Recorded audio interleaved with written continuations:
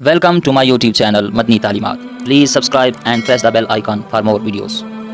بسم اللہ الرحمن الرحیم. معزز سامعین کرام، نماز تہجد کے حوالے سے ہماری اسی چینل پر 2-3 ویڈیوز بہت زیادہ وائرل ہوئی اور بہت زیادہ لوگوں نے اسے دیکھا. ان ویڈیوز کو بہت زیادہ پذیرائی ملی، بہت سارے لوگوں نے اسے استفادہ حاصل کیا.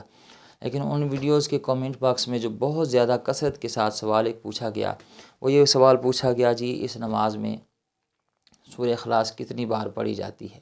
4 بار پڑھی جاتی ہے، 8 بار پڑھی جاتی ہے، 12 بار پڑھی جاتی ہے؟ کتنی بار پڑھیں گے سورہ اخلاص کو تو پھر ہی نماز تہجد قبول ہوگی، ادا ہوگی؟ آپ ہمیں اس سوال کا جواب ضرور دیں. تو یہ بہت زیادہ کثرت کے ساتھ یہ سوال پوچھا گیا. تو انشاءاللہ آج کی اس ویڈیو میں یہ مسئلہ آپ کے سامنے عرض کروں گا کہ آپ نے سورہ اخلاص کتنی بار تہجد میں پڑھنی ہے. آپ سے ریکویسٹ ہے ویڈیو پوری دیکھیے. ویڈیو اچھی لگے تو اپنے تمام چاہنے والوں کے ساتھ اس ویڈیو کو ضرور شیئر کیجیے. یاد رکھیں، نماز تہجد اللہ تعالیٰ کی ایک پسندیدہ عبادت ہے.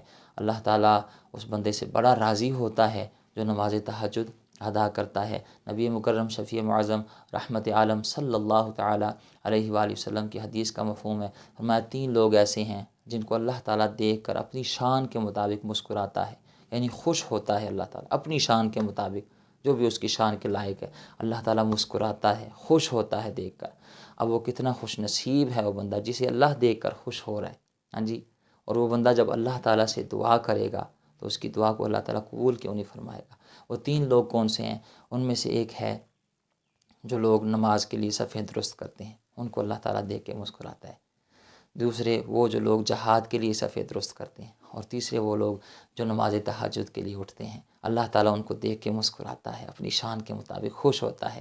ایمانداری سے بتائیں، جب یہ لوگ تہجد پڑھ لیں جنہیں اللہ دیکھ کے مسکرا رہا ہے اور بعد میں وہ اللہ تعالیٰ سے مانگیں کامل یقین کے ساتھ، تو اللہ تعالیٰ ان کی خالی جوڑوں کیوں نہ بھرے گا؟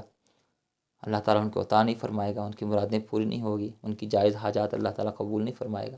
ضرور فرمائے گا. جنہیں اللہ دیکھ کے مسکرا رہا ہے، خوش ہو رہا ہے، اللہ تعالیٰ پھر ان کو وہ خالی بھی نہیں لوٹائے گا ان کے ہاتھوں کو. تو بڑا ہی بابرکت اور بہترین ایک عمل ہے نماز تہجد ادا کرنا. سرکار علیہ الصلوۃ والسلام نے فرمایا کہ ماہ رمضان کے روزوں کے بعد سب سے افضل روزے ماہ محرم کے روزے ہیں. اور فرمایا کہ فرض نمازوں کے بعد سب سے افضل جو نماز ہے نا، وہ نفلی نمازوں میں سے وہ نماز تہجد ہے. تو یہ بڑی فضیلت والی نماز ہے. تو کوشش کیا کریں، ماہ رمضان مبارک تو ویسے جاری ساری ہے، تو سحری ذرا 10 منٹ پہلے اٹھ کر 2 رکعت، 4 رکعت، 8 رکعت، 12 رکعت آپ نوافل جو ہیں وہ تہجد کے ضرور پڑھیں. آج کل تو بڑا آسان ہے، چونکہ سحری کے لیے اٹھنا ہوتا ہے تو آپ ضرور یہ تہجد کے نفل ادا کیا کریں. اور وہ وقت ہی دیکھیں نا، جو تہجد کا وقت ہے وہ قبولیت کا وقت ہے. نبی کریم صلی اللہ تعالیٰ علیہ وسلم کی بخاری شریف میں حدیث ہے، فرمایا جو رات کا پچھلا پہر ہوتا ہے نا، جو پچھلا پہر ہوتا ہے رات کا، یہ وہ وقت ہوتا ہے جس وقت اللہ تعالیٰ آسمان دنیا کی طرف نزول اجلال فرماتا ہے اور اس کی بارگاہ سے صدائے رحمت آتی ہے کوئی مجھ سے بخشش طلب کرنے والا؟ ہے کوئی مجھ سے رزق مانگنے والا؟ ہے کوئی مجھ سے اولاد طلب کرنے والا؟ اس کی بارگاہ سے صدائے رحمت آتی ہے، ہم تو مائل بکرم ہیں، کوئی سائل ہی نہیں، راہ دکھلائیں کسے، کوئی راہ رو منزل ہی نہیں.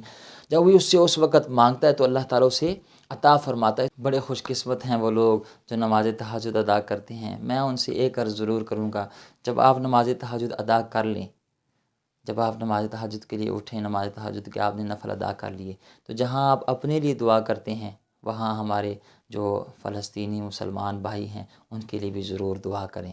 اور یاد رکھیں، دعاؤں کی قبولیت کا ایک ذریعہ یہ بھی ہے کہ جو آپ دعا کر رہے ہیں وہ کسی کے لیے مانگیں. جب آپ کسی کے لیے کوئی دعا مانگیں گے نا تو اللہ تعالیٰ بڑا کریم ہے، وہ بے نیاز بادشاہ پھر فرماتا ہے کہ میرے بندے تو ہم محتاج ہو کے میرے بندوں کے لیے مانگ رہا ہے. ہاں جی. تو میں تو پھر بے نیاز ہوں، میں تو کسی کا محتاج نہیں ہوں، تو کسی کے لیے مانگ رہا ہے، جا میں تیری خالی جھولی کو بھر دوں گا. تو جہاں آپ اپنے لیے دعا کریں وہاں ساری امت مسلمہ کے لیے ضرور دعا کیا کریں. اور اتنی میں بھی عرض کروں گا کہ جہاں اپنے لیے دعا کرتے ہیں میرے لیے بھی دعا کر دیا کریں. میں بھی آپ کی دعاؤں کا انشاءاللہ وہ طلبگار ہوں اور آپ کے لیے میں بھی دعا کروں گا، آپ میرے لیے دعا کریں تاکہ آپ کے جو بھی مسائل ہوں آپ یہاں لکھتے ہیں کمنٹ باکس میں، میں بھی اس پر اچھی ویڈیوز بنا کر صحیح معنوں میں تحقیق کے ساتھ آپ کے ساتھ وہ شیئر کرتا رہوں. تو ضرور پوری امت مسلمہ کے لیے اور بندہ ناچیز کے لیے بھی ضرور دعا کیجیے گا۔ تو وہ وقت ہی بڑا قبولیت والا وقت ہے جس وقت تہجد ادا کی جاتی ہے، تو ضرور اس نماز کو ادا کیا کریں۔ اب یہ سوال کہ جی اس نماز میں سورہ اخلاص کتنی بار پڑھنی ہے، تو یاد رکھیں اور 1000 بار یاد رکھیں، سورہ اخلاص اس نماز میں پڑھنا ضروری نہیں ہے۔ یہ جو علماء کرام آپ کو بار بار کہتے ہیں نا کہ سورہ فاتحہ کے بعد آپ نے پھر سورہ اخلاص پڑھنی ہے، سورہ فاتحہ کے بعد آپ نے پھر سورہ اخلاص پڑھنی ہے، یہ جو بار بار سورہ اخلاص کا ذکر کیا جاتا ہے وہ اس لیے کہ اکثر ہمارے یہاں لوگوں کو جن کو کوئی بھی قرآن پاک کا اور حصہ یاد نہیں نا، ان کو سورہ اخلاص ضرور یاد ہوتی ہے۔ آپ نے دیکھا ہوگا بچپن سے ہی جب والدین ہمیں نماز سکھاتے ہیں تو پہلے وہ ثنا، پھر سورہ فاتحہ، پھر وہ سورہ اخلاص یاد کرواتے ہیں۔ تو اللہ تعالیٰ ویسے تو قرآن پاک سارا ہی سبحان اللہ، لیکن اس صورت کو اللہ تعالیٰ نے بڑی پذیرائی عطا فرمائی پوری دنیا میں۔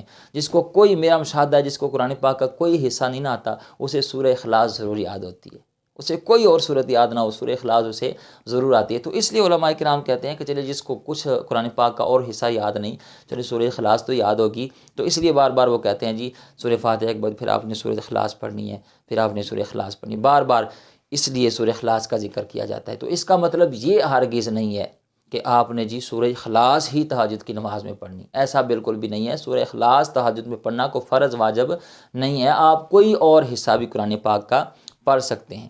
آپ 3 آیات قرآن پاک کی، کوئی بھی ہو قرآن پاک کا حصہ ہو، وہ سورہ فاتحہ کے بعد پڑھ لیا کریں، آپ کی نماز تہجد ہو جائے گی۔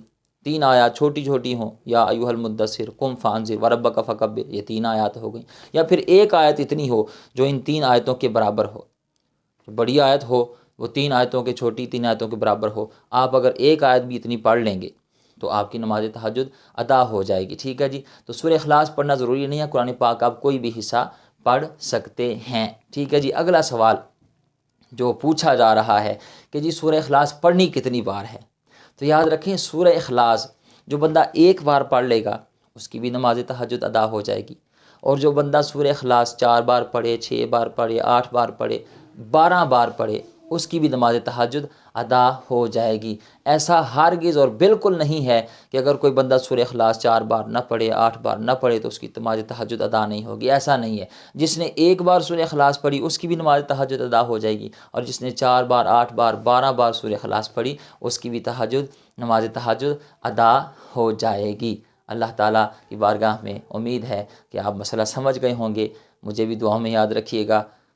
مزید اگر کوئی سوال آپ کے ذہن میں نماز تہجد کے حوالے سے ہو تو ضرور اسی ویڈیو کے کمنٹ باکس میں اپنا سوال درج کر دیں، انشاءاللہ میں اس کا ضرور آپ کو جواب دوں گا۔ امید ہے بات سمجھ گئے ہوں گے۔ اللہ تعالیٰ ہمیں عمل کرنے کی، سمجھنے کی توفیق عطا فرمائے۔